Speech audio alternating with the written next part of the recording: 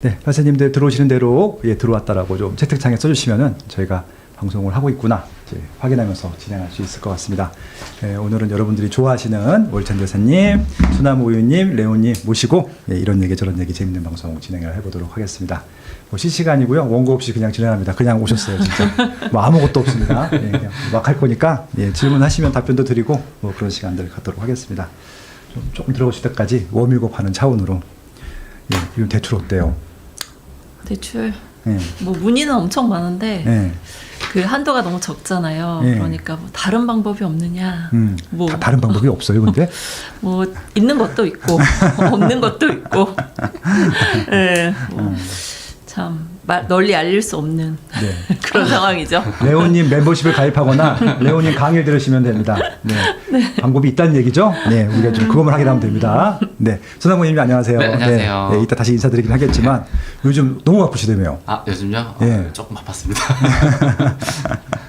요즘 어떻게 아마 이제 MZ 분들이 많이 질문들을 하실 텐데 요즘은 뭐 제일 궁금해하세요? 요즘은 그러니까 저를 좀 찾아오시는 분들은 이제 막 공부를 시작하신 분들이라서 지금 시장이 오르는지 내리는지에 대한 정확한 기준이 좀 잘 없으신 분들인데 요즘 워낙 단톡방이라든지 SNS가 널리 퍼지다 보니까 이 분위기가 순식간에 전달이 되잖아요. 그렇죠. 신고가가 실시간으로 막. 그러다 보니까 약간 포모 현상이라 그러죠. 내가 이 기회를 날리면 좀 떨어지는 사람이 되지 않을까라는 그런 걱정이 굉장히 많아요. 그래서 지금 집을 사도 되냐? 좀 그런 거에 대해서 좀 두려움을 많이 가지고 계신 것 같아요. 그럼 일단 뭐라고 답변해 주시는지 조금 이따가 다시 드릴게요. 얼전 대사님은 지금 또 아드님 지금 또 등교 해보놓고 오시냐고 그냥 헉거리고 오셨는데 죄송해요. 평일날 오전 부르는 게 아닌데 그러니까 뭐 레오님이나 저나 뭐 애들이 다 커가지고 그런데 학자녀 어머니들한테 너무 힘든 일이라서 좀 대단하십니다, 진짜. 아니 오늘따라 또 나를 꼭 잡으면 아파가지고. 아파가지고. 애들 아프면 또 엄마들은 더 마음 찢어지고. 요즘은 뭐 하세요? 저는 이제 박사 논문 학기 마지막 학기라서요. 지금 뭐 너무 바쁘고요. 되게 신경 쓰기 많더라고요. 그다음에 이제 그 내일 부동산 지코노미. 한경에서 하는 지코노모니 콘서트가 내일 있어요. 저는 내일 4시 이제 4시. 20분에 나오고요. 내일은 무슨 강의 해주실 거예요? 내일은 이제 원래는 학군 강의에 대해서 원고를 써달라고 부탁을 받았는데 내일은 이제 시장 돌아가는 상황이랑 지금 이제 집 사야 되는지 말아야 되는지 너무 궁금하시잖아요.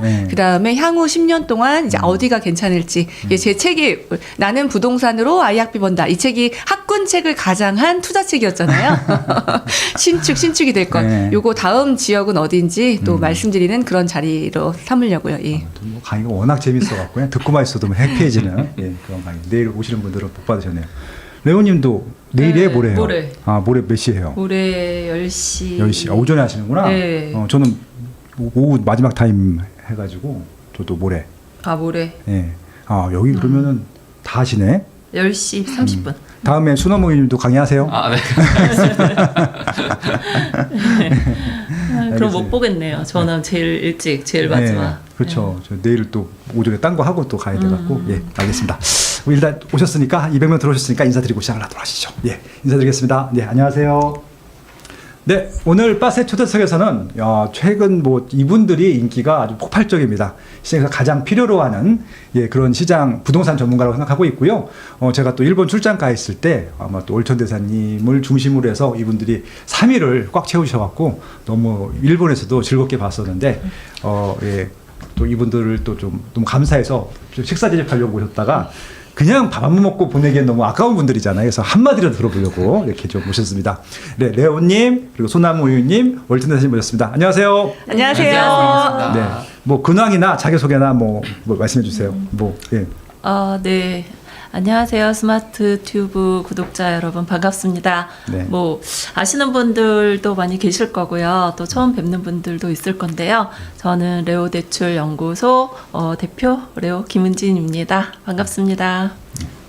세상에 불가능한 대출은 없다. 레오님한테 오시면 될 것 같고요. 소나무이님.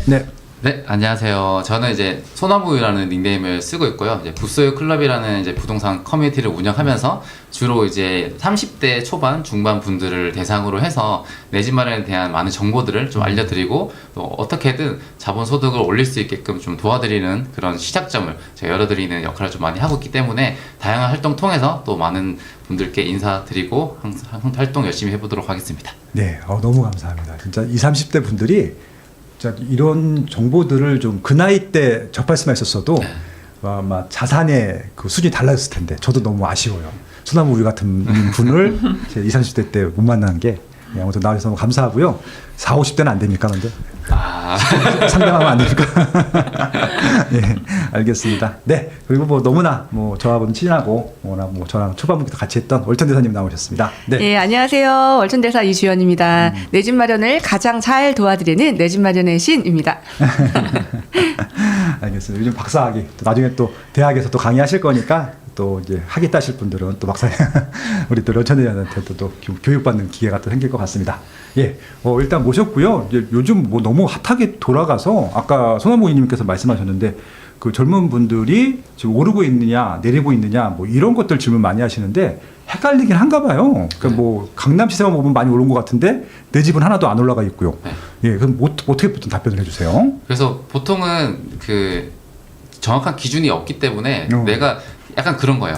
그러니까 알맹이는 잘 모르는데 겉만 보니까 되게 뭔가 사야 될 것 같고 나도 지금 뭐 월세나 전세 하고 있지만 빨리 빼서 매매를 해야 될 것 같다는 생각 때문에 질문을 많이 주시는데 근데 그 전에 저는 뭘 물어보냐 혹시 어떻게 준비를 하고 계시냐 작은 파악부터 시작해서 본인이 만약에 예비 신혼부부라면 직장 위치를 통해서 여러 가지 뭐 지역 같은 선정을 잘 할 수 있냐를 물어보면 또 그것도 아니에요. 네. 이게 일반적인 흐름 때문에 본인이 포모를 많이 느끼는데 네. 그럴 때는 제가 이제 좀 조언을 드릴 때는 지금 상황을 좀 많이 파악을 해드려요. 물론 레온님이 대출 부분에서도 엄청나게 도움을 많이 주고 계시겠지만 그렇죠. 저도 나름대로 그분들을 위한 전략적인 것들을 좀 많이 조언을 해드리면서 진짜 살 수 있는 사람과 못 사는 사람이 나눠져 있거든요.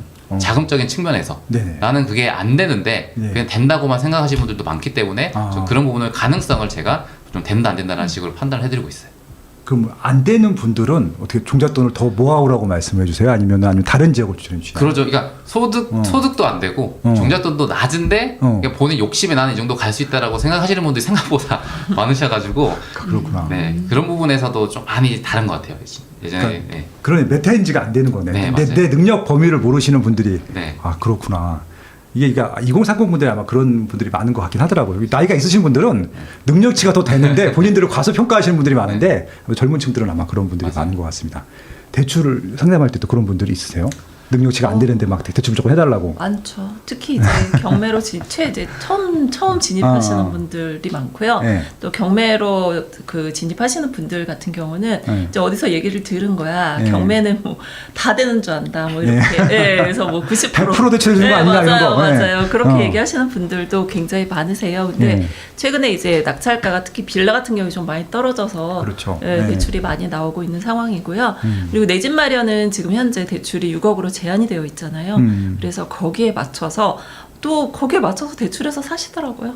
그래서 상급지로 가시는 분들은 갈아타기 하시니까 기존 집 매도하고 오시는 분들이 대부분이시고요. 네. 그리고 또 최근에 이제 6개월 전입 6개월 처분, 그거에 신경을 좀 많이 쓰고 있는 상황이에요. 그런데 지금 그 정부에서는 계속 대출 때문에 뭐 마치 원흉처럼 얘기를 많이 하잖아요. 대출이 많아서 집을 올리네 마네 막 이러는데 지금 대출은 오히려 줄어들고 있는 상황이거든요. 그렇죠. 뉴스 봐도 확실히 줄었던데요. 네, 그런데 집값은 오르고 있잖아요. 네. 그 이유에 대해서는 뭐 많은 분들이 알고 계시겠지만 지금 소수의 그러니까 막 대량으로 산다기보다는 이제 소수의 사람들이 전세 레버리지를 이용을 해서 많이 사고 있는 그런 상황이 아닐까라는 생각이 들고 있는 상황입니다. 뭐 현찰 많은 사람들이 살 수도 있고 뭐 그것들을 막을 수 있는 것도 아니고 자기들이 올려놓고 왜 회원님한테 뭐라 그래 왜? 그러니까 오히려 대출이 정말 잘 되는 그런 고소득자들이 있거든요. 네네. 이제 그런 분들이 시장에 진입을 못해가지고 맞아요. 뭐 나 너무 사고 싶은데 다른 방법 없을까? 저소득 많아요. 뭐 이런 분들 많으세요. 아니 어저께 이제 일요일날 그 트루카페형 이제 강의가 있었었거든요. 이제 그 형님한테도 질문이 많이 들어오시는데 대부분 그렇대요. 그러니까 이제 자기도 연봉이 1억. 와이프도 그렇죠. 1억. 많아요. 그러면 이제 네. 합치면 2억이 2억. 넘어간데 네. 그러니까 고소득자잖아요. 옛날 같으면은 대출 많이 받아갖고 그냥 이자 그렇죠. 원금 까면서 하면 되는데 이들이 그러니까 이제 근데 자산은 없어. 종잣돈이 사회생활 시작한 지 얼마 안 되기 때문에 그래서 저자산 고임금 자들이 지금 제일 문제라고 네, 아니 그렇다고 그런 하시더라고요. 분들이 예. 사실 627 전에는 예. 집을 정말 많이 샀어요. 그러니까 그래서 막 20억까지 받고 10억까지 그럼요. 축축 받아갖고 그럼요. 신용대출 손파고 많이 샀어요. 풀로 땡기고 예. 뭐 이래가지고 예. 많이들 매수하셨는데 지금 그런 분들의 수요가 이제 뚝 끊어진 거죠. 아쉽죠. 그래서 이제 그분들이 조금 이제 다른 지역으로 그래서 분당이 폭발한 이유 중에 하나도 그 가격대에 딱 맞는 뭐 네. 그렇다고 하시더라고요. 뭐. 맞아요. 그런가요, 월 전대사님? 아, 그렇습니다. 네. 지금 뭐 부모님 도움이 없는 분들은 네. 집 사기가 어려워졌어요. 그러니까 소득 수준에 맞춰서 집을 사라고 하는 게 이제 DSR의 취지였잖아요. 예, 이자를 낼 수 있는 범위 내에서. 근데 이자를 낼 수 있는데도 불구하고 네. 예, 집 마련할 수 있는 기회가 이제 한정되어 있는 분들이 있어요. 갈 수 있는 곳이 가고 싶은 곳을 못 가는 거죠. 예. 6억 대출 한정은 사실 이제 그런 분들한테는 좀 꿈을 꺾는. 왜냐면 좀 생활비를 아껴서 네. 집 사는데 쓰겠다고 하는 거죠. 소비는 자기가 선택할 수 있어요. 내가 백을 살 수도 있고 여행을 갈 수도 있고 집 사는데 이자를 내는데 쓸 수도 있는 거거든요. 그거를 막는 것은 그러니까 소득이 되는데 막는 것은 조금 억울한 면이 없잖아 있죠. 어떻게 해야 돼요, 그런 사람들은? 지금 방법이 없어요. 왜냐하면 강남 3구는 실거주 요건도 있는 상태에서 네. 지금 갭 투자 안 되기 때문에 그렇죠. 대출 6억까지밖에 안 되고 또 우회로 할 수 있는 대출도 다 막혔잖아요. 사업자 대출이라든가 뭐 신용 대출이라든가 그러니까 진짜 말 그대로 막혀 있는 거죠. 저희가 이제 이걸 한번 겪었었잖아요. 예전에 12, 16대 15억 초과 대출 금지. 네. 그다음 9억 초과는 대출 이제 좀 한정 이런 식으로 그때도 이제 겪었었는데요. 똑같은 일이 좀 다시 한번 반복되고 있는 거예요. 그때도 자금이 있는 분들은 이제 집을 어쨌든 이제 좀 더 투자하셔갖고 사시면 되는데 이렇게 소득은 좋은데 막 이렇게 전문직 그다음에 이제 지금 대기업 네. 그때랑 달라진 거는 그때는 전문직만 가능했는데요. 지금은 대기업에 다니시는 분들도 연봉 수준이 높기 때문에 또 부부 맞벌이를 굉장히 많이 하고 계신단 말이에요. 이분들은 한 사람 월급을 전부 이자라든가 이제 원금 상환에 쓰실 수 있는 분들인데 이분들 같은 경우 지금 굉장히 억울한 케이스예요. 어떻게 할 수 있는 방법 어떻게 했으면 좋겠어요라고 말씀하시지만 사실 방법이 없어요. 그러면 손가락만 빨고 있어야 돼요? 아니면 아니, 뭐 다른 이제- 집에서 사야 돼요? 어떻게? 그래서 다시 이제 빌딩도 조금 알아보시는 것 같고 거기는 아직 대출이 열려 있으니까 저 법인 대출이요? 다시 이제 뭐, 예. 빌딩 쪽 보시는 것 같고 그다음에 또 다시 이제 오피스텔 주거처럼 생긴 오피스텔도 좀 가끔 물어보시는 경우가 있어요. 주거용 오피스텔은 어떻습니까? 그 참 요즘에 어려운 문제인 거죠. 예전에는 시간이 지나면 이제 공급이 부족하게 되면 아파트 괜찮을까요? 요즘 이런 질문이 좀 들어온단 말이에요. 맞아요, 맞아요. 그래서 네. 좀 느껴요. 네. 재개발 정말 인기 없다가 네. 요즘에 재개발도 물어보고 네. 이제 입지가 좋다면 구축도 이제 팔리고 그쵸, 구축도, 맞아. 약간 네. 좀 확산됐다는 느낌이 들죠. 그쵸, 그쵸. 근데 좀 최근에 들었던 말 중에 아파트는 어떨까요? 이걸 물어보신단 말이에요. 네. 왜냐면 찾아보다 보면 그 동네는 가야겠고 돈은 맞아요, 부족하고 하다 보면 이제 그게 보이는 거예요. 집하고 네. 똑같이 생겼으니까. 네네. 근데 아직은 두려움이 있는 거죠. 아파트가 아닌 상품을 구매해서 또 물리면 어떡하지? 예, 이런 좀 트라우마가 있기 때문에 맞아요. 아직은 손을 못 대시고 있는 것 같아요. 예. 아. 근데 만약에 공급이 정말 노답이라면 저희가 겪어봤잖아요. 공급이 정말 없다 하면 진짜 다 올라요. 신축 같은 거, 이제 집같이 생긴 거 이런 것도 다 같이 오르거든요. 그 시기까지 와줄지 아니면 정부에서 정말 지금 이제 막 이렇게 달아올 때 어쨌든 내년에 지방선거 있기 때문에 지금 집값이 오르는 걸 원치 않하거든요. 그렇죠. 어쨌든 수요를 계속 정리하겠다고 대통령 의지를 보였고 그런데 저희가 공급 대책에 이제 이번에 나온 300m 그 숫자를 못 믿는 거잖아요. 네. 예전하고 똑같은데 아직 진행이 그대로 안 되고 있는 것들을 그대로 같은 부지를 갖고 왔기 때문에 신뢰를 못 줬단 말이에요.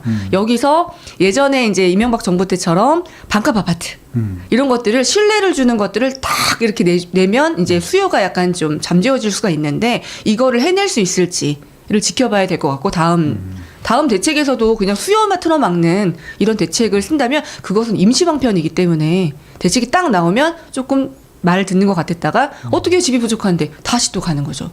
이런 압력 상승은 반복될 것이기 때문에 지금 조금 혼란스러운 단계를 저희가 조금 더 겪어가야 될 것 같아요. 네. 그러니까 이렇게 트루카페님은 이번 주에 대책이 나올 거라고 네네, 규제 맞습니다. 대책이 나올 거라고 아예 확신을 하고 계시더라고요.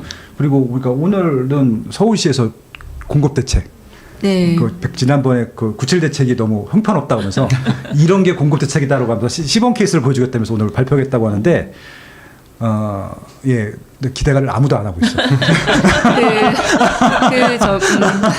그 얘기를 이제 미리쯤 소식을 접했었는데요. 예, 이제 그 준비를 하고 있다. 추석 전에 발표를 할 것 같다라는 얘기가 이제 들려왔었는데, 이제 그거는 그런 거죠. 이제 대체 유휴부지들이 예를 들면 캠코 같은 곳에서 이제 국공립 국유지를 관리를 하잖아요. 네. 자리는 다 있어요. 유휴부지들이 많단 말이에요. 그렇죠, 근데 거기에 그걸 사용하기 위해서 그러니까 유휴부지를 활용하면 아주 좋은 케이스가 IFC 물 같은 것이에요. 예, 대표적인 사례이고요. 네. 예, 이제 수익도 나면서 정부에도 도움이 되고, 네. 그다음에 지자체에도 도움이 되고, 이제 이런 것들인데 그렇게 활용할 수 있는 것들이 굉장히 땅은 준비가 되어 있어요. 근데 그것을 위해서 할 수 있는 법안들, 이런 것들 기재부도 통과를 해줘야 되고, 이제 민주당도 합의를 해서 국회 통과도 돼야 되고, 이런 것들을 통해서 이제 빨리 특별법이 제정이 돼서 그런 국유지도 빨리빨리 할 수 있게. 그건 이제 명도도 쉽고. 또 이제 공사를 하게 되면 진행 속도도 낼 수 있기 때문에 이런 것들을 통해서 좀 숨통을 트여줘야 되는데 이런 것들은 좀 정부와 논의가 좀 합의가 돼서 예전에 한번 추진됐던 적이 있대요. 하다가 멈췄는데 굉장히 캠코에서는 하고 싶어해요. 정부랑 의지가 맞기 때문에 그런 것들 좀 빨리빨리 하면 좀 손발이 맞았으면 좋겠다. 근데 공급 진짜 급하거든요. 그러니까, LH에서 하는 것은 택지 보상도 해야 되고 약간 시간이 좀 걸려요. 좀 준비 또 내부에서 재정비를 좀 해야 되잖아요. 네. 이제 그 청약을 그 많은 청약을 할 수 있는 팀도 있어야 되고 이제 이런 것들이 내부적으로 필요한데 LH도 이제 문의를 했거든요.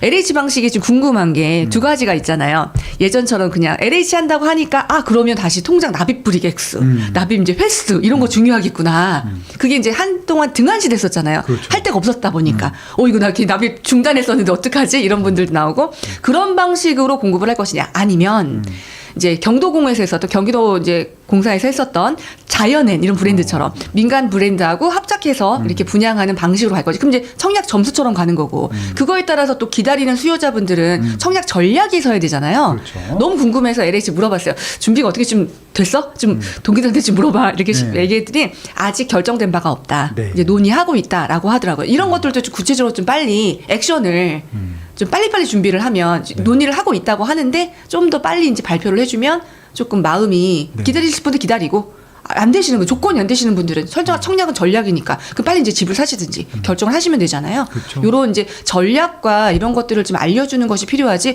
뭐 몇만 호를 어디 이게 지금 중요한 건 아닌 것 같아요. 왜냐면 벌써 몇 번 저희가 그렇죠. 예. 양치기 소년처럼 늑대가 온다 이거랑 똑같은 거잖아요. 예, 맞아요. 예, 그러니까 그거 말고 어떻게 구체적으로 그래서 정말 이게 이제 우리가 원하는 거죠. 네. 예. 아무튼 숫자 노름으로 끝나지 않기를 또 예, 진심으로 맞습니다. 기원합니다. 예. 그럼 아까 이제 주거용 오피스텔, 네. 아파텔, 오피스텔 말씀하셨는데 그건 대출 좀 나와요? 나오죠. 몇 이거는 프로? 이제 주택이 아니니까. 6억 이상 나와요? 그럼요. 6억 이상 나오죠. 예전에 왜 15억 초가 기억나세요? 네네. 15억 초가 그 목동에 있는 이제 하이페리온 같은 게 오피스텔이 있고 아파트가 있었어요. 근데 아파트는 0원. 대출 아파트는 0원. 0원. 예, 15억이 15억 넘으니까. 이상이니까. 근데 오피스텔은 70% 이렇게 나온 적이 있어가지고. 그때 떡상했었구나. 예, 그때 그 오피스텔 매수하신 분들도 꽤 많으셨거든요. 예, 마찬가지로 지금 주택이 아닌 경우는 대출이 70%까지 열려 있기는 하죠. 근데 이게 이제 내가 실거주할 건지 뭐 이런 여러 가지 조건에 따라 다르고요. 네. 임대사업자로 가시는 분들 같은 경우는 또 RTI라고 해서 그 월세 대비 대출 한도가 그쵸, 정해져요. 그래서 그런 부분도 또 생각을 해보셔야 될 것 같고 그리고 말씀하신 대로 저희가 한동안 이제 뭐 생수기라든지 아파트 뭐 기타 오피스텔 이런 거에 이제 뒤였잖아. 예, 저희 그런 분 정말 많으시거든요. 지산. 예, 투자를 하기 위해서 뭔가를 많이 샀어. 분양권 이런 거 많이 사가지고 저한테 이제 대출을 해달라. 근데 돈이 모자르잖아요. 잔금 치려면 저 집 팔아야 돼요. 그래가지고 집 파신 분도 계세요.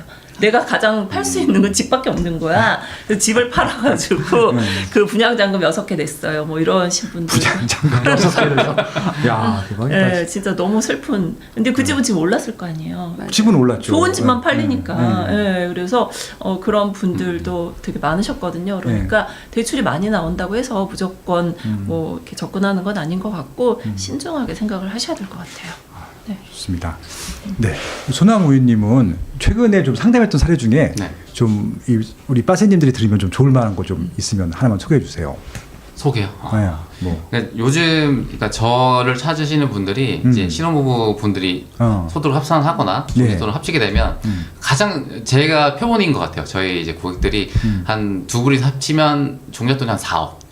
오. 네. 그러니까 잘 모았을 때 예. 거기서 좀 더 이제 추가적으로 하면 부모님한테 예. 좀 차용을 하는 경우가 있고 미혼인 분들은 한 2억 정도 모으면 많이 모았다라는 그런 수준이거든요. 억 단위만 가도 네. 많이 예. 모았네요. 그러니까 30대 뭐 초반에 사회초년생은 2억이면 엄청 많이 그쵸, 모은 그쵸. 거잖아요. 예. 근데 실상 집을 살려고 하니 야 대출도 그렇죠. 네. 근데 6억을 받으려면 연봉이 한 1억 정도는 돼야 되는데 그렇죠. 사회초년생이 대기업 다니지 않는 이상은 네. 그 정도 소득이 안 되니까 네. 본인들끼리 스스로는 이제 금액대를 정책 대출을 받든지 아니면 시중에 받든지 이제 고려를 해야 되는데 네. 최근에는 갭 투자를 좀 찾는 분들이 많아요. 왜냐하면 소득이 안 되기 안 때문에 되니까 레버리지를. 대출이 많이 안 나오잖아요. 그럼 본인이 가지고 있는 종잣돈이나 신용 대출로 이제 갭 투자를 해야 되는데 627 대책 때문에 갭 투자가 쉽지가 않잖아요. 예. 왜냐하면 소유권 이전 조건부로 전세 대출이 안 나오기 때문에 네네. 이 전세 승계 매물을 해야 되는데 지금 매물은 호가는 올라가 있고 네. 전세 승계 매물은 계약 시점은 예전이라서 우리가 보는 데이터랑 현장에 가면 이 갭이 원정 차이가 많이 나거든요. 그렇죠. 근데 그 있어요. 수요가 많은 곳에는 전세 승계 매물이 계약된 지 얼마 안 된 매물이 나와요. 오. 그러니까 올해 한 4월달, 5월달 정도면 한 4개월 전이니까 지금 시세랑 거의 비슷하거든요. 그래서 본인이 진짜 한 8억대 정도 매물을 엄청 많이 서울에서 돌아다녔는데 그 기림 쪽에서 발견한 거예요. 거기는 이제 그 전세 살고 있는 분들 얘기를 들어보니 이제 교수분이 살고 계시고 예. 딸이 이제 기름 중학교를 보내기 위해서 아. 초등학생 자녀를 예. 네, 그래서 올해 초에 인테리어를 이제 다 해줬대요. 해주고 돌았는데 그 갭이 굉장히 괜찮았던 매력적인 물건이라서 다른 지역에는 그 가격대로 살 수 없는 매물을 산 네, 그런 기억이 있습니다. 야, 그러니까 지금 아직 그 토지거래 허가국이 아닌 지역들은 갭을 끼고 살 수 있으니까 네. 그런 것들 잘 찾으면 알짜 물건 찾을 수 있다. 네, 근데 요즘은 매물이 진짜 없어요. 없죠. 네, 너무 없어서 힘든 것 같아요. 그러니까 뭐 그 중개업 하시는 유명하신 분들 물어봐도 그냥 계약하려고 계좌 달라 그러면 갑자기 계좌가 없어지기도 네. 하고 뭐 네. 그렇다고 하시더라고요. 저도 부동산 사장님들하고 이제 연락을 많이 하잖아요. 네. 그러면 가격 형성이 예전에는 입주하는 물건이 제일 비쌌잖아요. 네. 근데 지금은 전세 낀 물건이 제일 비싸고, 어. 네, 그 다음에 실입주하는 물건, 네, 월세 낀 물건은 얘는 뭐야? 뭐 이런 거지 지금. 뭐 대출도 안 되고, 얘는 뭐야? 뭐 이런 상황이라서 가격 네. 차이가 네. 뭐 1억 가까이 벌어진다고 하더라고요. 어. 그리고 지금 최근에 이제 마포 쪽 사장님들하고 연락을 많이 했는데 계좌가 안 나온다는 거야. 계좌가. 네. 그런 얘기 또 최근에 좀 오랜만에 들어본 내용이잖아요. 그래서 마포는 왜 계좌가 안 나오지? 거기는 다 현찰 들고 있나? 왜 계좌가 안 나와? 계좌가 안 나와요. 그래가지고 네. 지금 입금을 못 하고 있다. 네. 계약서를 못 쓰고 있다. 네네. 이런 얘기가 5천 막 계속 올린다고 하니까 걱정이다 이런 얘기 많이 하시고요. 네. 그리고 이게 대출을 이렇게 막아놓는다고 해서 집값이 약간 오류가 나는 것 같다는 생각이 좀 들어요. 세상에 아니. 레버리지가 대출만 있는 건 아니잖아요. 네. 그러니까 이제 전세 레버리지 쪽으로 사람들이 몰리는 거죠. 그리고 이제 전세 대출이 그 말씀하신 대로 내가 지금 갭을 맞추면서는 안 된단 말이야. 또 정부에서 그거 막아놨잖아요. 그렇죠. 예, 그러다 보니 기존의 전세 인수하는 그렇죠. 예, 그런 신기해. 물건으로 하거나 아니면 매도인이 아예 전세를 맞추고 떠나는 경우가 많은 것 같아요 지금. 그렇죠. 이때 좀 주의하셔야 되는 게 이제 저희가 파리 대책 때부터 17년부터 대책을 많이 경험해 보신 분들은 시장에 지금 많이 남아 있지 않으시잖아요. 그분들은 이제 뭐 자기 할 일 하시거나 네, 새로 시장에 이제 참여하시는 분들이 똘똘한 한 채 시장이기 때문에 새로 진입하시는 신규 시장이란 말이에요. 지금이 네. 이제 경험자의 시장이 아니라. 그래서 제가 말씀드리고 싶은 거는 이 현상이 벌어질 때 또 주인 전세가 다시 슬금슬금 나오고 있어요. 기억나시죠? 그렇죠. 예, 대출 초과 이슈가 많이 금지일 때 예, 이제 주인 전세였었던 전세와 이제 또 그 다음에 했던 전세가 너무 차이가 많이 나서 전세가 얼마 떨어졌다 이렇게 뉴스도 나고 그랬었잖아요. 지금도 다시 이제 주인 전세가 등장하고 있는데요. 주인 전세일 경우 이제 계약 기간을 잘 맞추셔가지고 네. 주인이 이제 그 조건부 전세를 해결하기 위해서 전세해주고 이제 빠지는 그 시기까지 넉넉하게 잘 잡으셔야 될 것 같고, 만약 이제 주인 전세가 끝났는데 다시 맞춰줘야 될 상황에 돈을 빡빡하게 맞춰서 구매를 하시기 때문에 이제 돈이 부족할 수가 있는데 그때 땡겨서 쓸 수 있는 대출이 없어요.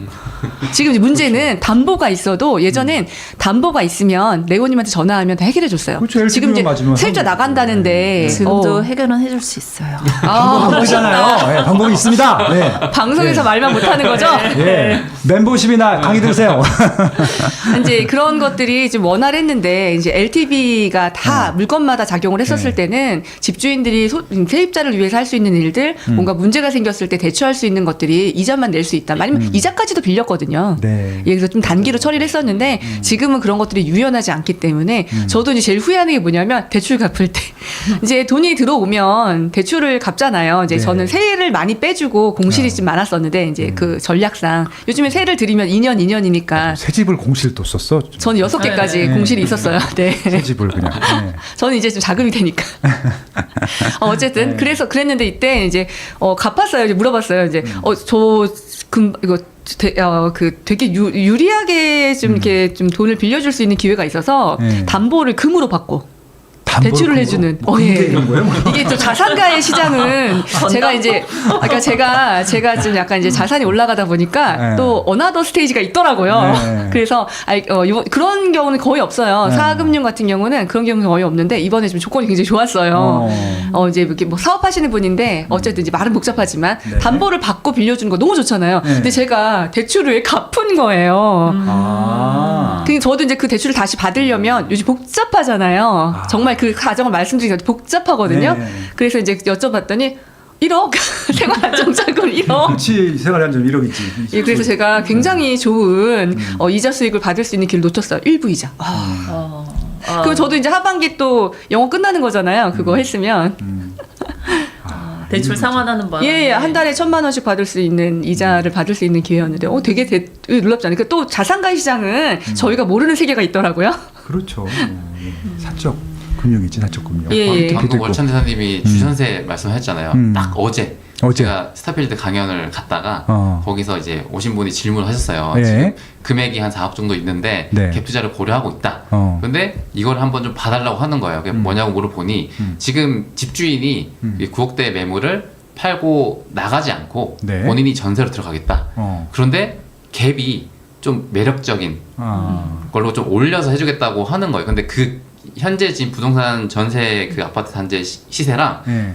이제 주인이 해주겠다는 시세가 좀 차이가 많이 났거든요. 그럴 경우는 말씀하셨듯이 나중에 나가버리면 네. 본인이 준비할 수 있는 자금이 있냐 없냐 네. 이거를 판단을 못하고 그냥 금액대 높은데 나는 금액이 되니까 네. 사고 싶다는 생각이 엄청 많이 들었나 봐요. 그런 주의점을 잘 모른 채로 그래서 그런 주의점 말씀드리면서 너무 또 차이가 나고 준비가 안 되면 좀 위험하다라는 식의 말씀 좀 해드렸죠.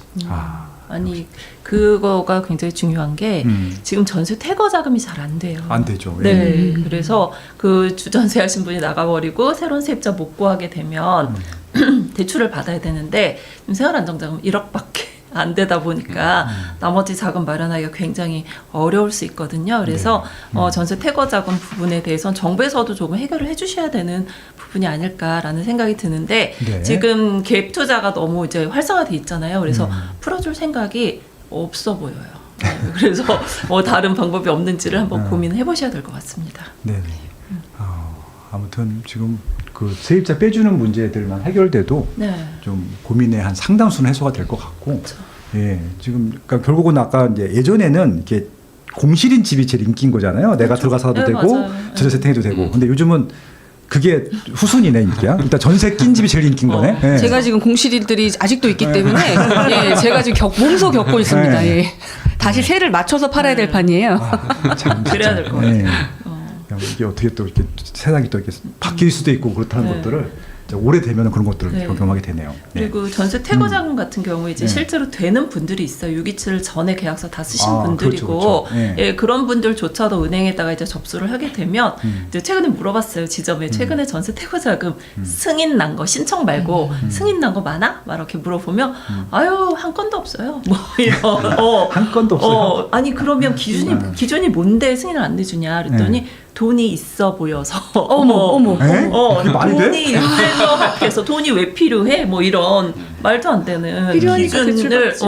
그러니까 원래 이제 전세 퇴거 자금을 해놓은 조건 중에 하나가 예. 돈이 필요한 사람이거든요. 근데 그 이제 기준이 애매하다. 은행에서 판단하기에 돈이 있다는 거야. 그래서 아니 그 기준이 뭐냐? 돈 없는데 그러면 뭐 부모님 집에 뭐 살고 있던 사람이기 때문에 돈이 있을 것이다라든지 좀 말도 안 되는 그런 기준으로 승인이 거절되거나 금액이 깎이거나. 뭐 와, 이렇게 진짜 그런 황당하다. 경우도 예. 있어요. 그래서 그건 전세 너무 퇴거 부당한 자금 것 같은데. 그렇죠. 근데 어찌됐든 이제 정부에서는 대출을 줄이라고 하고 은행에서는 총량 때문에 대출을 늘릴 수 없는 상황이다 보니까 가장 타겟이 되는 게 전세 퇴거 자금인 것 같습니다. 저기 대표님 이거 하나 답변해 주세요. 부모님께서 작년 생활안전자금 받고 세입자에게 반환을 했대요. 네. 기존 집이 아직도 안 팔려서 약정서 위반 연락을 받았는데 현재 공실이래요.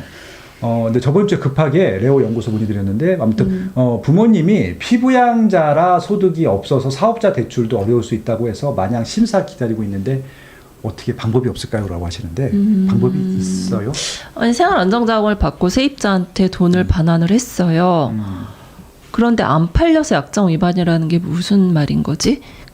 생활안정자금을 받으면 집을 사면 약정 위반인 거예요. 근데 세입자한테 반환했다고 해서 약정 위반이 되지는 않거든요. 그러니까 저도 좀 이해가 안 되네. 네, 그래서 그 부분이 일단 약간 좀 이해가 안 가고요. 네. 그리고 소득이 없다고 해서 사업자 대출이 100% 안 되는 건 아니에요.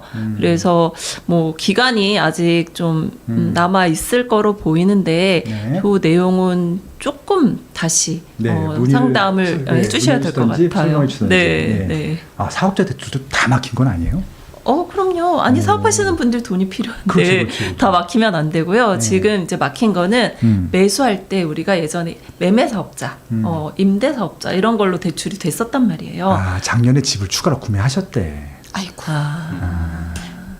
약정 위반자시네요. 네, 그건 뭐 어쩔 수 없고. 그러면 저분은 이제 그 대출 상환하셔야 될 것 같고요. 네. 그리고 다른 방법을 찾으셔야 될 것 같습니다. 알겠습니다. 네. 아무튼 또 레오님이 계시니까 또 속절하게 다 답을 해주시니까 네. 감사합니다. 그래서 매매사업자, 임대사업자는 지금 현재 대출이 되고 있진 않고, 그러니까 사업하시는 분들이 운용자금을 위해서, 그러니까 내가 사업하는데 돈 필요해 이런 분들 많으시거든요. 맞아요. 예, 그런 대출은 열려 있는 거죠. 알겠습니다. 아무튼 뭐 조금 추가적인 사정을 설명하시고 아마 상담을 다시 받으시는 게 좋을 것 같고요. 최근에 네. 아주 지난주에 장안의 화제였었는데 그냥 뭐 다 아는 친구고 여기 또 방송 나왔던 친구니까 최상욱이 의견을 바꿨다. 그 뉴스에서 봤어요. 네, 그래서 제가 직접 들은 얘기는 알고 뉴스에서 봤기 때문에 그런데 같이 박사학위를 갖고 계신 이주연 대표님 혹시 최근에 만나봤습니까? 저는 매주 만나고 있는데요. 예, 맞아요? 올 초에 이제 제가 집단지성할 때 저희 네. 패널로 인터뷰 했었는데요. 그렇죠. 당시에 네. 이제 올 초에 올 뷰는 상승 뷰로 보고 있었어요. 이제 올해 25년은 상승이다.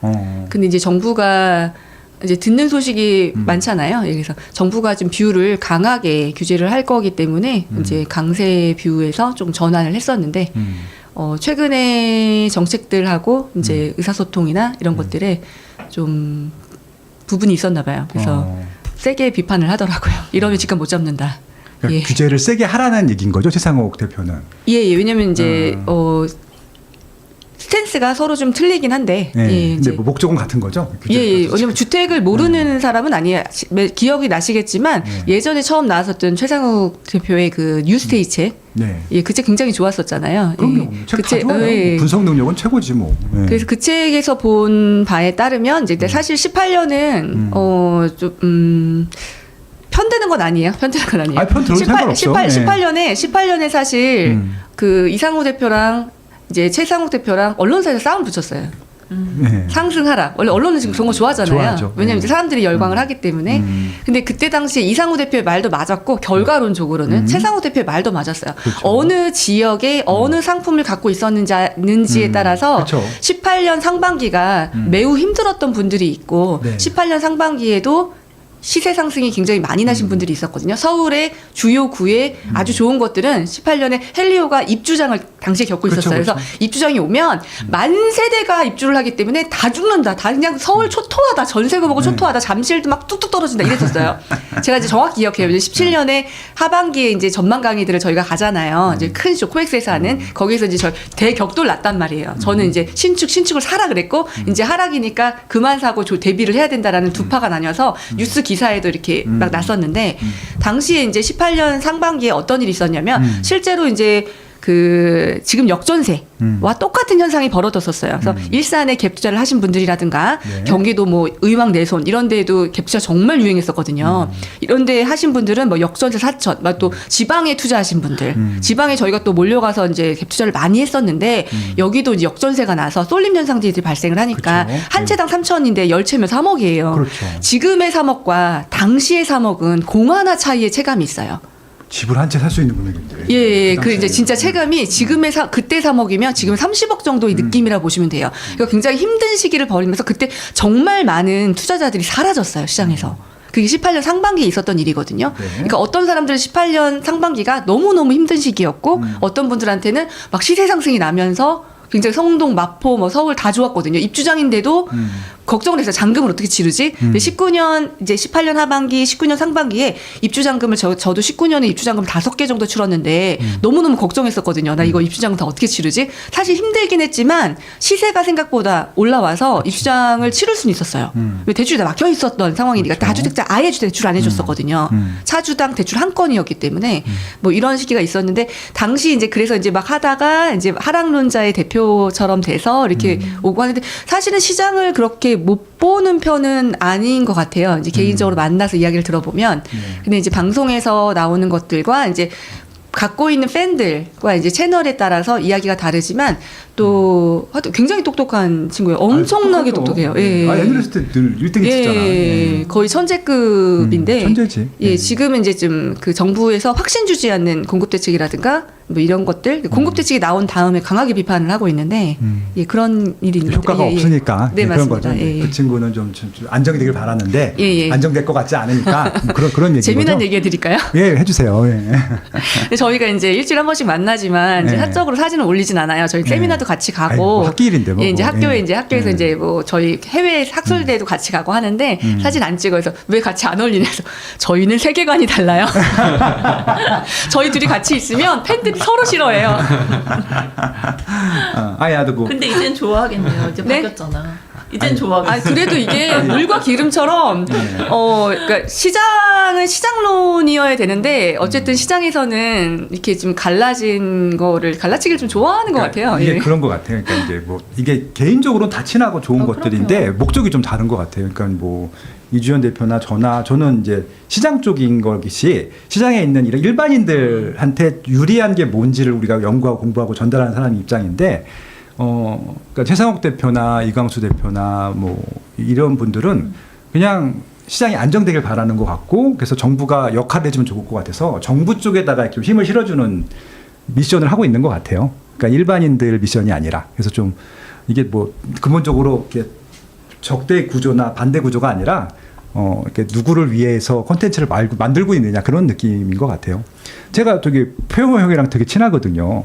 그래서 아마 부동산 유튜브 중에서는 네. 제일 유튜브 뭐 부익남 빼고는 제일 많은 거의 100만 앞두고 있는데 그러니까 그 형은 저한테 맨날 저한테 나오라 그래요 자기 채널에 그래서 이제 저 안 나간다고 형이랑 나랑은 서로 욕먹는다고 그러니까 내가 그 채널 나가면은 댓글이 욕이야 그 형이 여기 나가면 또 똑같을 거 아니야 이제 그래서 그냥 우린 밥이나 먹자고 그냥 아니 그리고 이제 시장의 하락론자들이 이제 그 뭐죠 방송을 하다 보면 예. 또 열광하시는 분들이 굉장히 많아요. 유튜브는 그쪽이 훨씬 더 네. 시장이 커요. 네, 예, 그쵸. 조회수도 압도적이고. 예. 그러다 보니 이제 점점 그쪽 논리를 피는 분들도 계셨던 것 같은데 어찌됐든 지금은 전세를 끼고 집을 매수하려는 분들이 굉장히 많고요. 네. 그리고 저는 이제 항상 그런 생각을 해요. 무주택으로 평생을 살 수는 없잖아요. 네. 예전에 뭐 전세 8번 연장하신 분 이런 분들 만나고 집주인이 왼수다. 뭐 집값을 한 번, 그러니까 전세금 주택보고금을 한 번도 안 올리는 바람에 내가 집을 못 샀다. 그렇게 얘기하시는 분들 굉장히 많으셨거든요. 네. 그러니까 저는 집값은 뭐 살짝 조정을 받아서 떨어지더라도 무주택자분들은 어떻게 해서라도 내 집 마련하는 게 맞다라고 저는 봅니다. 그렇죠. 네. 100% 공감하고요. 네. 당연히 뭐 이런 채널들이 존재하는 이유 중에 하나가 내 집 마련 하시고 좋은 거로 갈아타게 하시고 그러라는 거지 뭐 우리가 뭐 투기를 해서 뭐 떼돈을 벌고자 뭐 이런 거는 아니잖아요. 뭐. 투기 시즌은 좀 지났죠. 예전에는 그렇죠. 네. 집을 많이 사달라고 정부가 요청을 했었고 이제 그때는 집을 많이 사주면 혜택을 좀 줬고 그렇죠. 근데 지금은 이제 벌써 몇 년, 10년 넘게 시그널이 한 채만 가는 것으로 하고 집을 투자용으로 하지 말라라는 게 시그널이기 때문에 지금 하고 싶어도 사실 집 개수를 늘릴 수가 없죠. 없죠. 지금 예. 늘리는 사람은 없어요. 네네. 예, 그래서 방송들이 전부 다 내 집 마련을 하실 때 좀 도움이 되시고 좋은 입지에 네. 좋은 상품에 좀 내 집을 사면서 집값이 떨어지길 바라는 사람은 없잖아요. 집 한 채도 투자잖아요, 사실. 네. 제일 큰 소비잖아요. 그렇죠. 이거 얼마나 이게 지금 신중하고 또 예전에는 여러 개 살 수 있었으니까 하나가 실수가 나와도 괜찮았어요. 왜냐면 이제 그렇죠. 아픈 손가락이 하나 나와도 맞아요. 손절하고 다시 또 수익 보면 되니까 주식이 포트폴리오 있듯이. 근데 지금은 그게 안 되다 보니까 정말 하나를 살 때 아주 신중하실 수밖에 없고 또 이제 뭐 사면서 비용도 많이 들어가요. 요즘엔 그렇죠. 가격이 워낙 많이 비싸서 네. 취득세, 복비 이런 그다음에 또 재산세, 맞아요. 이자도 비싸잖아요. 예전에 뭐 이자 1%대, 2%대였는데 2%대. 지금 이자도 비싸기 때문에 그래서 신중할 수밖에 없어서 내 집 마련 방송 많이 보시고 입지도 많이 가보시고 예, 이제 상담도 또 받으시고 조언도 받으시고 네. 예, 또 직장에 보시면 직장에 사실 부동산 선배들이 요즘에 조용히 계시는데 굉장히 많으실 거예요. 많죠. 그분들도. 예전에 저희처럼 투자했던 사람들이 예전처럼 오지랖 넓게 네. 옛날에는 밥만 먹으면 청량 왜 안 하냐 집을 안 사냐 이러면서 이제 말씀을 많이 하시고 막 이 네. 책도 읽어보라 그러고 뭐 이것도 해보라 그러고 강의도 들어보라 그러고 막 그러셨대요. 근데 지금은 회사에서 티 안 낸다고 가만히 계신대요. 왜냐면 이제 그게 아유 돈 많아가지고 시기 질투를 받으시고 좀 맞아요. 호의적이지 않다고 하더라고요. 그래서 이제 찾아보면 그러신 분들 많으니까 어디 사는지 한번 물어보시고 도움도 많이 받으시고 또 빠세 이런 방송을 통해서 또 예. 도움도 받으시고 이거 좀 필요한 것 같아요. 왜냐면 한 번에 실수 안 하고 딱 잘 꽂아야 되잖아요. 그렇죠. 너무 중요하죠. 네. 예. 그러니까 이게 주식보다는 어렵지 않잖아요. 솔직히 그래서 공부만 조금 하셔도 잘할 수 있는 것들이기 때문에 요 희망의 끈을 놓지 않으시면 좋을 것 같고 그런 측면에서는 소나보이님이 정말 좋은 일을 하고 계신 것 같아요. 그 연령대들에 그러니까 이제 저도 리서처이기 때문에 리서치를 많이 하는데 그냥 그 젊은 친구들은 딱 두 부류예요. 그냥 내 생애 끝났어 집 안 사. 그래서 주식하고 코인하고 그래서 인생 역전되면 그때가 산다 생각하고 있고 그냥 지금 인생을 그냥 임사 살면서 그냥 해외여행 다니고 즐길 수 있는 거 즐기면서 소득은 되니까 그러신 분들이 있고 악착같이 또 집을 살려고 하시는 분들이 있고 그래서 굉장히 중요한 역할을 하고 계신 것 같아요. 지금 딱 제가 너무 이렇게 실행하신 분들한테 좋은 게 뭐냐면 네. 이게 하는 사람과 안 하는 사람이 나뉘는 이유가 물론 이렇게 그 부동산을 가지고 있지만 가지고 나면 어쨌든 대출 이자들을 갚아야 되고 하다 그렇죠. 보면 본인이 집에 관심을 가지게 되고 경제 상황에 관심 가지게 되고 네. 그러다 보면 또 부업에도 관심을 가져요. 그럼 이게 생산적인 스킬이 많이 늘어나면서 한 사람과 안 하는 사람의 차이가 앞으로 점점 더 벌어지는 지금 딱 그런 상황이 많이 발생하고 있거든요. 그런 것도 좀 중요한 것 같아요. 네. 그래서 그 2030분도 주식 투자 많이 하시죠. 네, 많이 코인도 하죠. 많이 하시고 그 비중이 커요. 거의 전 재산이에요. 전재산까지는 아니고 그래도 비중이 꽤 커서 그걸 이제 이거를 현금화해서 부동산에 넣어야 돼요? 아니면 제가 주식을 그냥 계속 해야 되나? 이런 얘기도 좀 많이 하시거든요. 그러니까 최근에 이제 좀 그 주식 투자 하시는 분들 저도 주변에 많이 알고 있으니까 그분들하고 이렇게 그분들도 궁금한 게 많고 근데 이제 주식 하시는 분들도 기본적으로 이제 진보 정부를 별로 안 좋아하긴 해요. 왜냐하면 규제를 하니까 지금 얼마 전에도 대주주 기준 막 15로 낮추려다 다시 올리고 그랬잖아요. 그래서 근데 이제 이번 정부는 이제 주식 쪽 시장을 좀 활성화하려고 하는 것들을 초반에 많이 노력을 하다 보니까 그러니까 뭐 좋아하진 않지만 그래도 그 정책들은 지지한다. 뭐 주식인데라고 하면서 그래서 이제 그 분이 하신 말씀이 그래서 부동산으로 들어가고 있는 지금 들어가려고 하고 있고 들어간 돈이 주식시장으로 나와야 된다라고 얘기를 하시는 거예요. 근데 그 얘기를 딱 듣고 저도 이제 한동안 많이 생각을 해봤는데 저도 주식 투자를 하기 때문에 주식이 잘 되는 것들은 좋은데 제가 생각했던 것 중에 우리나라 주식이 잘 안 됐던 이유 중에 하나가 부동산 투자를 많이 했기 때문에 주식 투자가 안 된 것인가라고 생각을 해봤더니 그건 아닌 것 같아요. 제가 생각해도. 왜냐하면 사람들이 바보가 아니잖아요. 근데 지금 아까 월천 대사님도 말씀하셨지만 부동산 투자하는 시기가 아니거든요. 그냥 한 채인데 한 채밖에 없는 사람한테 이걸 팔고 주식 투자를 하라고 한다. 이거는 아닌 것 같다는 생각이 들어서 그럼 이걸 어떻게 해야 되냐. 그래서 이제 생각을 해봤더니 우리나라 주식이 잘 안 된 이유 중에 하나가 그러니까 3,000원 넘었지만 4,000, 5,000을 못 간 이유 중에 하나가 저는 결론이 있어요. 미국 주식을 했기 때문에 그래요. 미국 주식으로 다 갔어요. 그러니까 왜냐하면 제 주변에 국장을 아예 안 한 사람들이 대부분이고 대부분 다 미국 주식을 해요. 그러니까 제 생각에는 미국 주식의 반이 뭐야? 4분의 1만 와도 우리 4천, 5천 넘을 것 같거든요. 그럼 원인을 거기서 찾아야 되는데 아니 우린 투자도 하고 있지 않은 사람들 지금 내 집마다 딱 한 채 한 사람들의 돈을 팔아서 집을 팔아서 주식장에다가 놓는다. 이거 아닌 것 같다고 제가 이렇게 말씀을 드렸더니 그 한국 부동산 쪽에 돈이 주식으로 가야 된다는 말씀하셨던 분도 깜짝 놀라더라고요. 맞네 그러더라고요. 왜냐면 그분은 국장만 또 하시는 분이 외국 주식을 안 하시는 분이라서 그러니까 미국으로 가고 있는 그러니까 미국은 주식하는 게 지금 연일 사상 최고가잖아요. 그렇게 고평가가 되는데 우리나라는 늘 저평가거든요. 지금도 저평가가 됐다 그래요. 미국은 고평가. 근데 지금도 국장을 안 해요. 그럼 이거는 뭔가 근본적인 대책이 거기서 풀어야 되는 문제지 부동산에 있는 돈을 한국 주식에 넣는다? 안 갈 것 같고 미국 주식으로 갈 것 같거든요. 그러니까 집을 팔아서 주식을 하는 건 안 맞는 것 같고요. 제가 그쵸. 이제 금융투자 많이 시키고 금융투자 그쵸, 많이 그쵸. 하고 저희는 똘똘한 한 채를 가지신 분들이 많기 때문에 저희 월천재테크 특성상 탈탈탈탈 털어서 아주 무리한 집을 마련한 다음 그 다음에 이제 추가 투자를 못 하기 때문에 쓸 돈이 없잖아요. 그래서 무조건 금융투자는 해야 된다라고 해서 금융투자도 공부를 많이 하고 있는데 국장의 문제는 뭐냐면요. 장기 투자를 하면 안 된다는 거예요. 그러니까 본인도 이게 그러네. 예. 아니 배당주도 좋은 거 되게 많단 말이에요. 뭐 은행주도 배당주 6%씩이나 주고 그다음에 하나금융부터 시작해서 현대우비 뭐 굉장히 좋은 모토니 뭐 고배당주 되게 많아요. 네. 근데 이게 주식이 그 미국 주식은 어쨌든 출렁출렁하긴 하지만 이슈들이 한번 이벤트가 있으니까 올 4월처럼 그렇지 않으면 장기적으로는 우상향을 하잖아요. S&P 물만 사든지 아니면 뭐 스파이만 사든지 아니면 뭐 QQQ만 사도 나스닥만 사도 이렇게 올라가는 지수만 추종을 해도 계속 상승을 하고 빅3가 그러니까 빅7 같은 경우는 계속 상승을 하고 있고 그러니까 이제 믿음을 갖고 장기 투자를 할 수가 있는데 한국에 있는 국장은 절대로 2년 이상 장기로 묶이면 정말 그 아무리 우량한 뭐 예를 들면 뭐 아모레 이제 지금 다시 회복 중인데 예전에 몇 년 전에 했던 분들 그다음에 뭐 롯데케미칼 몇 년 전에 하셨던 분들 너무 저를 비롯해서 굉장히 괴롭거든요. 제가 옛날 계좌가 있고 새 계좌가 있어요. 키움증권은 옛날 계좌. 그다음 이제 메리츠증권 이번 4월에 폭락할 때 새로 연 계좌.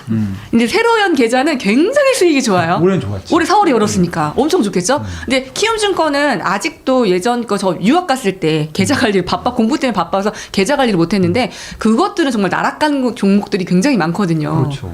그러니까 이게 믿고서 믿음으로 장기 투자를 할 수 없는 게 한국 주식에 돈을 많이 묻기가 그러니까 메인으로 많이 묻기가 어려운 가장 큰 허들인 것 같아요. 이걸 해결해 주셔야죠 정부에서 기본적으로. 근데 정부가 웃긴 게 뭐냐면은 국민연금도 포트폴리오 비중이 미장이 더 많아요 한국장보다. 그 본인들도 그렇게 하면서 한국 주식한테 투자하라고 하면 어떻게 해? 그러니까 너무 웃긴 거잖아요. 그러니까 그냥 집을 팔아서 국장에 넣으라고 하는 것 자체가 발상 자체가 너무 웃긴 것 같아서. 아니 그러니까 주식을 하라고 하는 거 뭐 네. 코스피 5천 굉장히 좋은 것 같아요. 굉장히 이제 이건 좋은 것 같은데 네. 그거를 하기 위해서는 지금 이제 똘똘한 한 채로 가고 있기 때문에 일단 집이 추가로 있어야 월세도 받고 이렇게 뭐 아니면 팔아서 좀 생활비를 쓰거나 하실 수 있는데 이게 전혀 막혔기 때문에 예전에 직장인들이 은퇴를 대비하기 위해서 했던 아주 고전적인 방법이 부동산 투자였어요. 근데 이게 이제 막혔다고 하면 다른 방법이 있어야 하는데 요즘 배당 되게 관심 많으시거든요. 은퇴 후에 현금 흐름이 없으면 이게 정말 괴로워요. 자산이 아무리 많아도 그렇죠. 자산이 생산성이 없으면 굉장히 괴롭단 말이에요. 근데 배당주를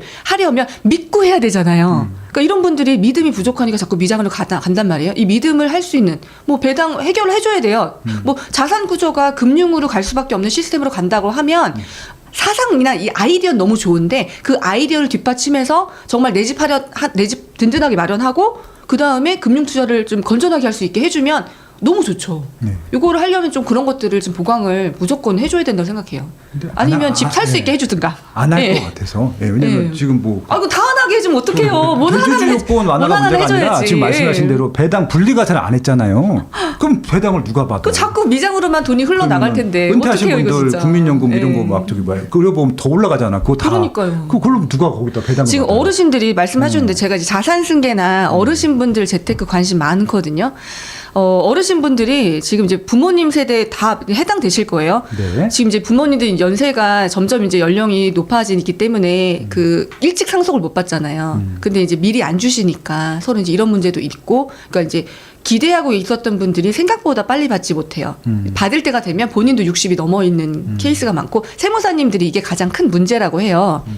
또 이제 자산이 있는 분들은 이미 은퇴를 했는데 쓸 돈이 하나도 없어. 이분들 정말 절절절절 매시는데 또 이분들이 못 파세요. 저는 뭐라 그러냐면 집 물려주실 때 너무 그렇게 자녀들한테 공부도 다 시키고 할 만큼 하셨다. 이제 정말 충분히 할 만큼 하셨기 때문에 그냥 마음을 여기 빠세도 구독자분들 많으실 거 자꾸 자식들한테 뭘 더 사주려고 그래. 이거 잘 따져봐라. 네. 집을 사줄 때 이자는 자녀분 내시냐? 그럼 자녀분.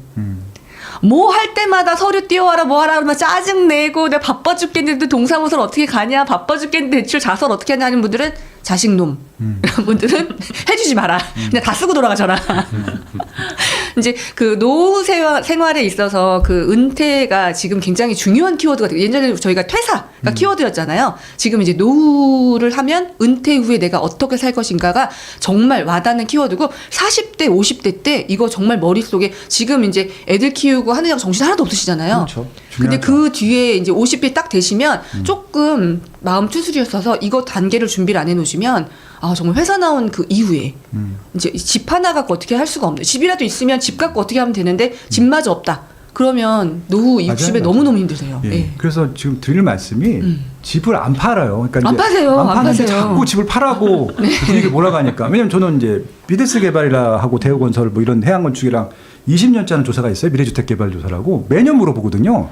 그 은퇴하실 분들한테 집 팔 거냐고 98%가 안 판대요. 그러니까 그분들은 은퇴를 했거나 은퇴를 앞두고 있는 분들이거든요. 근데 자꾸 집을 팔라 그래서 난 그게 이해가 안 돼서. 얼마 전에 세금 때문에 몇 년 전에 세금 때문에 막 그 증여해 주시거나 매도를 좀 많이 하셨잖아요. 재산세 그렇죠, 줄이시려고 그렇죠. 또 예. 재산세가 과도했던 시기를 한번 겪었기 때문에 양도세 유예해 줬을 때 많이 파셨어요. 맞아요.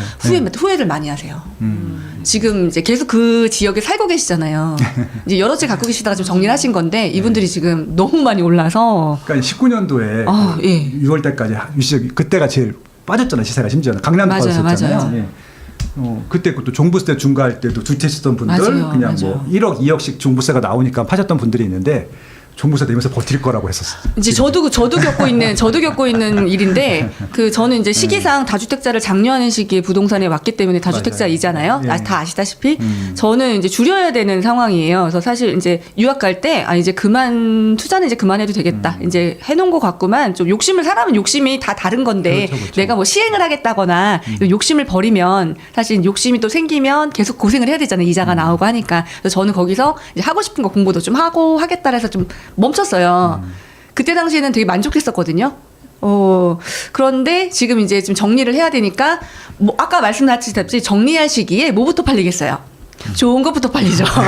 좋은 것부터 팔리죠. 그래서 좋은 거 굵직굵직한 것들은 이제 정리가 되기 시작하는데 이제 20억, 30억대 되는 이런 고가 주택들을 정리를 하게 되면 이게 그 뭐라고 설명을 해야 될까요? 요즘 최근에 드는 생각인데 다시 막 엄청 가난해지는 것 같아요. 한 채를 팔면 재산이 쑥쑥 줄어요. 이렇게 과정이 맞는데 그러니까 다주택자 분들이 집 정리하는 거 특히 똘똘한 거를 두세 채 가지신 분들 계시잖아요. 마포 한 채, 성동 한 채, 뭐 잠실 한 채 이런 분들 정리 쉽지 않으실 거예요. 정리하는 게 맞다는 건 머리로 알고 있어. 근데 정리를 하면 총 자산이 너무 줄어들어요. 그렇죠. 예. 그래서 요거를 좀- 극복할 수 있는 방법이 맞아요. 없어서. 예. 근데 예. 현찰 흐름을 만들면은 또 그걸 대처할 수 있으니까 또 자산이 있다고 또 현찰이 나오는 게 아니라서 노후 준비가 되게 저도 요즘 콘텐츠를 그쪽으로 네, 많이 신경 맞아요. 쓰고 있거든요. 월세 흐름이라든지 뭐 그런 거 분명히 신경 써야 될 것 같고 배당도 되게 중요하고. 맞아요. 네, 맞습니다. 맞아요. 노후 준비 다 하셨습니까, 우리 형님은? 예. 어느 정도는 하고 있고요. 예. 아니 그런데 이제 예. 그 의외로 그런 사람들이 많아요. 뭐 집을 팔아서 살면 되지 않냐, 뭐 이렇게 얘기하시는 분들이 있거든요. 네. 근데 저희 엄마 같은 경우도 못 떠나요. 못 떠나시죠? 네, 그냥 살던 데에서 못 떠나거든요. 그거 되게 잔인한 말이에요. 팔고 나가라는 게. 네, 예. 그러니까 뭐 이제 저희 친한 그런 사람들조차도 이런 얘기를 하더라고요. 아니 왜 그 비싼 데 살고 있냐? 그걸만 팔아도 어디 시골에 가면 진짜 떵떵거리고 사는데 왜 자꾸 시골 가라 그래? 그러니까 병원 없어서 안 돼, 못 왜 가. 거기서 엄마가 살고 있냐 그렇게 네. 얘기를 하는 거예요. 그래서 네. 제가 아니 평생을 살아온 데를 맞아. 어떻게 떠나냐. 그러면 그분한테 얘기했어요. 그러면 너는 거기 팔고 어디 경상도 이런 데가 살 수 있냐. 그렇게 물어봤더니 못 산다는 거예요. 자기는 못 살면서. 예, 그래서 어차피 연세 드시면 살던 데서 떠나기 어렵습니다. 맞아요, 그러니까 맞아요. 말씀하신 대로 네. 그냥 자기 주택은 유지를 하고 뭐 다른 방법으로 뭐 소득을 창출한다거나 아니면 요즘 연금으로 전환하는 분들도 많이 연금? 있어요. 그렇죠. 네, 그래서 주택연금. 속보 떴대요. 그게 속보 떴다 지금 알려주셨어요. 네. 네. 아예 저기 뭐 되게 좀 이따 뜰고 그것도 좀 인터뷰도 하고 왔어 벌써 네네네. 자료 받아가지고 예.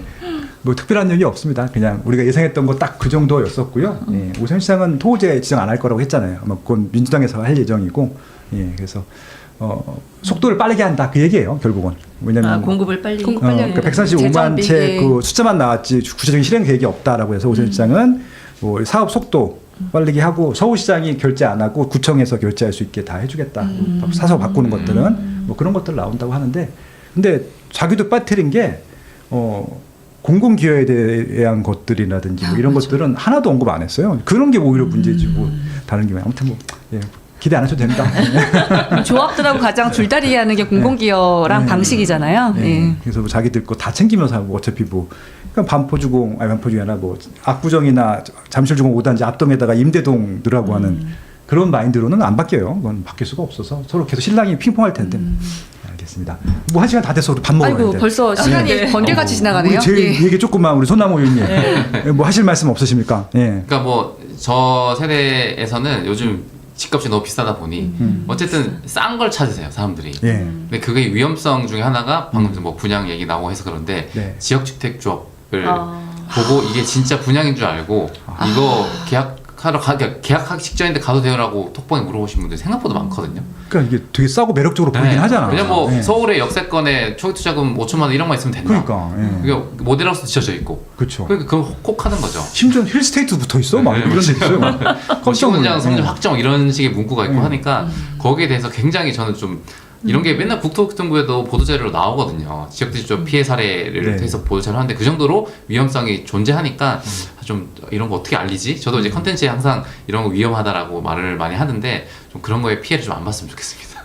이거 중요한 말씀. 싸고 좋은 건 없어요. 그러니까 그건 싸면 일단 의심을 해보는 게 맞을 것 같고요.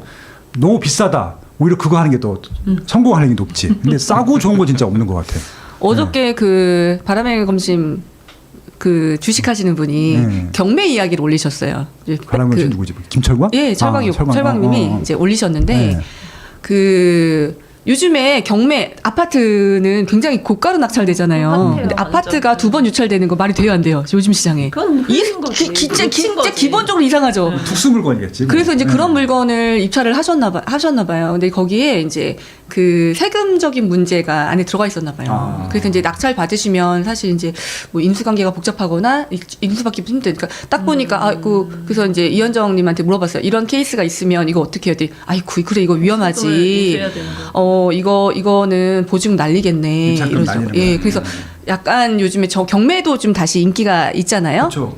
너무 그런 상품이 그렇게 두 번 지금 아파트가 지금 막 난리가 나고 뜨거운데 한 번에 그냥 1차에 가져가시는 분이 많겠죠. 근데 두 번씩이나 유찰됐다는 건 이게 정말 눈먼 게 아니라 뭔가 문제가 있다. 예, 그리고 그러니까 지역주합 아파트처럼 지금 이제 아파트일도 물어보고 지주택도 물어보고 이제 막 지주택까지 저는 그 얘기까지 아직 못 들어봤는데 이제 사이클이 계속 반복되면 똑같은 일들이 똑같이 이제 뭐 생숙도 물어볼 거예요. 생숙도 이제 전입된다는데 뭐 오피스텔로 전환된다는데 이제 이런 것들 이게 비싸니까 가격이 맞다 보면 그 지역에 들어가려면 이제 대안을 자꾸 찾게 되잖아요. 이럴 때 조금 과거에 어떤 사례가 있었는지 어떻게 위험했는지 그런 것들도 이제 빠스에서 많이 알려주시고 좀 그런 계속 이제 정책이 또 나올 것 같아요. 계속 네. 저희가 이제 또 반복되는 걸 보는 것 같은데 이재명 정부에서 제일 싫어하는 말이 뭔지 아세요?